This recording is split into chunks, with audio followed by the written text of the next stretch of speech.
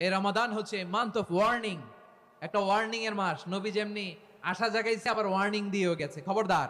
ওয়ার্নিংটা কেমন? আল্লাহর হাবিব সাল্লাল্লাহু আলাইহি ওয়াসাল্লাম মসজিদে নববীর ভেতরে হঠাৎ তিনি মসজিদে নববীর মিম্বারে পা রেখে বললেন আমিন। দ্বিতীয় ধাপে পা রেখে বললেন আমিন, তৃতীয় ধাপে পা রেখে বললেন আমিন। সাহাবারা অবাক হয়ে বললেন ইয়া রাসূলুল্লাহ, ইয়া হাবিবাল্লাহ, তিনবার শুধু আমিন আমিন পড়লেন, কেন পড়লেন আমরা কিছু জানি না, আমাদেরকে জানিয়ে দেন কেন আপনি তিনবার আমিন বললেন। রাহমাতাল লিল আলামিন আল্লাহর হাবিব বললেন, ও আমার প্রাণের সাহাবীরা, আমি যখন মসজিদে নববীর মিম্বারের প্রথম ধাপে পা রেখেছি, সাইয়েদনা জিবরিল এসে আমাকে বলেছে, ও নবী, আপনার নাম শুনে যে ব্যক্তি আপনার উপর দুরূদ পড়ে না তার ধ্বংস। আপনি বলেন আমিন। আমি বলেছি আমিন।